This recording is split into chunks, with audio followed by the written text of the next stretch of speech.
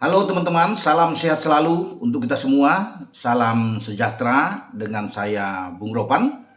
Pertandingan ketiga tim nasional kita untuk U24 di Asian Games akan berlangsung pada tanggal 24 menghadapi Korea Utara.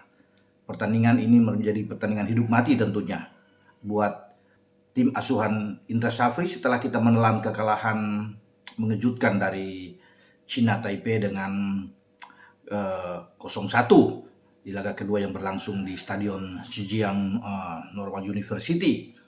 Dan bagaimana kan kita, apakah akan lolos ke babak 16 besar? Saya pikir 90% kita bisa lolos, ya. Paling tidak sebagai tim ketiga, ya, terbaik yang nantinya akan ditentukan di akhir setelah kita melawan Korea Utara. Sebenarnya kita kalah dengan 1-0 pun misalnya, ya, kita tetap akan punya peluang untuk lolos. Walaupun dalam pertandingan lainnya China Taipei katakan menang dengan 1-0 atau 2-1 melawan Kyrgyzstan, kita akan menjadi tim peringkat ketiga, ya, terbaik yang mungkin akan diangkut untuk lolos ke babak 16 besar. Tapi kalau kita bermain imbang saja dengan Korea Utara, kita bukan tidak mungkin menjadi runner up atau tetap peringkat ketiga terbaik. Kalau untuk bisa menjadi juara grup memang ini berat. Karena dengan 6 poin Korea Utara setelah mengalahkan China Taipei 2-0 dan kemarin mereka mengalahkan Kyrgyzstan dengan 1-0, maka mereka cukup bermain imbang dalam laga terakhir melawan Indonesia. Kalaupun kalah dengan 1-0 mereka sudah pasti lolos. Karena 2 kemenangan itu sudah menjamin langkah mereka melaju ke babak 16 besar. Tinggal Korea Utara ini apakah menjadi juara grup atau runner up itu aja. Kalau mereka kalah 1-0 mereka sudah aman karena mereka sekarang punya gol memasukkan 3, kemasukan 0, sementara kita memasukkan 2, kemasukan 1. Kemudian China Taipei itu memasukkan 1, kemasukan 2. Sementara Kyrgyzstan itu tanpa memasukkan setelah kalah 2-0 dari kita dan 1-0 dari Korut, dan mereka kemasukan 3 gol. Kemudian kita akan melihat bagaimana, apakah peluang kita itu bisa untuk mengalahkan Korea Utara. Sekarang berpulang dengan tergantung kepada anak-anak. Kalau melihat permainan kemarin menghadapi China Taipei memang kecewa. Ya, pantas juga kalau Indra Safri juga mengatakan kemarin bahwa dia kecewa melihat penampilan anak-anak, ya, bermain di lapangan. Dan pasti teman-teman semua sudah bisa melihat bagaimana permainan kita yang boleh dikatakan ini buruk, ya, tidak sebaik ketika kita menghadapi Kyrgyzstan di laga pertama. Tetapi ini tentunya kita harus bisa melupakan apa yang kita tampilkan melawan China Taipei. Sekarang kita konsentrasi fokus menghadapi Korea Utara. Nah, kita lolos ke babak 16 besar, kita imbang, saya udah bilang tadi, atau kita menang. Kalau kita menang di atas 2, ya kita bukan tidak mungkin bisa menjadi juara grup. Dengan memasukkan 2, kemasukan 1, kalau kita bisa menang katakan 2-0, kita punya gol yang bagus.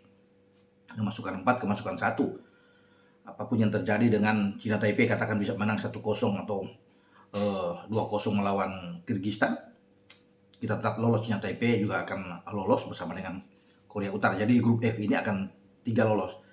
Kalau Kyrgyzstan bisa berharap masuk sebagai peringkat ketiga, mereka harus bisa menang 4-0 misalnya melawan China Taipei. Ya, sepertinya agak berat, tapi bukan tidak mungkin mereka bisa membuat kejutan dan bisa mencetak 4 gol. Karena dengan kemasukan 3 memang agak sulit, mereka harus 4-5 gol mengalahkan China Taipei. Nah, posisi kita memang oke, ya, walaupun memang kalau dikatakan di sini kita berhadapan dengan Korea Utara, tapi untungnya Korea Utara kemarin menang. Sehingga mereka tuh sudah memastikan mungkin mereka akan mengistirahatkan pemain-pemain terbaik mereka, ya. Pemain-pemain yang ada di starting 11 tentunya mereka akan banyak memainkan pemain-pemain yang belum bermain, bahkan pemain-pemain lapis kedua atau cadangan mereka ini bisa ditampilkan untuk menjaga kebugaran tim inti mereka berlaga di babak 16 besar. Karena hitung-hitungannya di grup F ini kalau kita bisa menjadi juara grup, ya, kita akan bertarung dengan runner up. Runner up itu dari grup E. Karena kita juara grup dan runner up grup juga, itu semua akan lawan-lawan kita dari grup E. Grup E itu sudah pasti lolos adalah Korea Selatan. Ini tim paling kuat yang ada di Asian Games kali ini. Mereka bisa menang 9-0 melawan Kuwait dan menghajar Thailand 4-0. Jadi gol mereka 13-0 Korea Selatan. Nah, mereka menunggu di grup F. Siapapun. Jadi kalau kita runner up ya kita ketemu Korea. Kalau kita juara, ya kita juara, itu kita ketemu salah satu, apakah Thailand atau Bahrain atau Kuwait. Kalau saya pikir Kuwait nggak, udah dihajar habis sama Korea, tinggal Thailand ini. Jadi peluang kita berhadapan dengan Thailand terbuka, ya, atau Bahrain, karena Thailand dan Bahrain akan baku pukul terakhir. Jadi kalau kita menjadi juara, nah peringkat ketiga terbaik paling tidak, ya realistis buat kita ketemu dengan pemenang di grup C. Kan hanya ada 2 tim di grup C. Setelah Afghanistan, Suriah mundur, tinggal ada Uzbekistan dan Hong Kong. Nah, mereka berdua akan bermain 2 kali di antara besok dan tanggal 25. Katakan Uzbek yang lolos, ya kita ketemu Uzbek sebagai peringkat ketiga dari grup F, Uzbek juara di grup C. Kalau bisa dilihat ya kita harus menghindar Korea. Bukan apa-apa ya. Sebenarnya sepak bola nggak perlu menghindar lah. Siapapun kita harus lawan. Kalau memang itu sudah harus ditakdirkan, harus berhadapan, mau tim kuat bagaimana. Tapi kalau ketemu Korea berat. Dengan cara kita bermain melawan Kyrgyzstan, melawan Cina Taipei, ini sulit. Walaupun kita menang melawan Kyrgyzstan juga banyak PR evaluasi yang dilakukan oleh Indra Safri. Apalagi melawan Cina Taipei, ini hancur-hancuran permainan kita. Passing banyak yang salah. Bagaimana transisi permainan juga tidak jelas. Membuild up serangan juga gak kelihatan, bermain hilang tuh reading the game kita melawan Cina Taipei rusak. Apalagi ketika Cina Taipei bermain dengan lebih dalam, bermain lebih bertahan, kita kehilangan akal, kebingungan anak-anak untuk bisa membongkar pertahanan Cina Taipei. Nah, itu yang membuat kita tidak bisa membuat gol. Jadi kalau berhadapan dengan Korea Selatan, melihat Korea Selatan pukul Thailand 4-0 dan Kuwait 9-0, sulit ya kalau kita bisa menjadi. Tapi kita harus terima kalau kita bisa menjadi runner up, kita harus berhadapan dengan Korea Selatan. Ya kita baku hajarlah di lapangan, tetap semangat, mau apapun itu biar mereka difavoritkan, diunggulkan, ya. Tapi kalau kita realistis bermain dengan Uzbek, mungkin ini akan lebih baik buat kita. Walaupun Uzbek juga tim yang kuat, tapi kita bisa berharap banyak.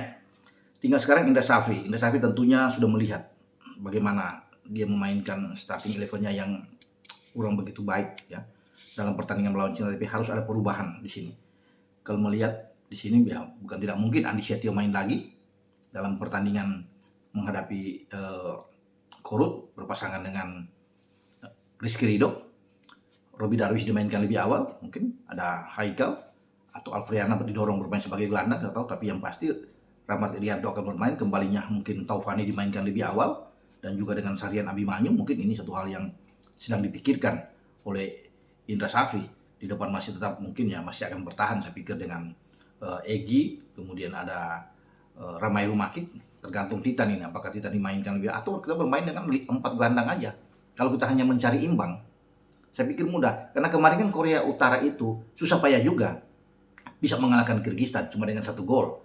Jadi sebenarnya kalau kita untuk mencari imbang ini bisa, tergantung Indra Safri lagi. Kita bermain dengan 4-4-2 saja, kasih Egy di depan bersama Ramai Rumakik, oke, nggak usah pakai striker, bermain dengan false 9. Ya di tengah kita kasih kuat. Rahmat Irianto bermain di sana. Kalau Afriana bermain di double pivot dengan Rahmat Irianto lebih bagus. Kalau Afriana harus cadangan, kasih 4 gelandang. Di sana kan selain Rahmat Irianto, Taufani, Abimanyu, dan juga kita bisa melihat dengan Ananda Raihan bisa bermain di sana. Jadi kita lebih kuat bahkan kalau bermain dengan 4-4-2. Andi Setio tetap kembali di belakang bermain dengan Rizky Ridho. Robby Darwish di kanan dan Haikal harus mengembalikan lagi Hernando Ari menggantikan Adi Satrio yang kemarin bermain melawan Cina Taipei.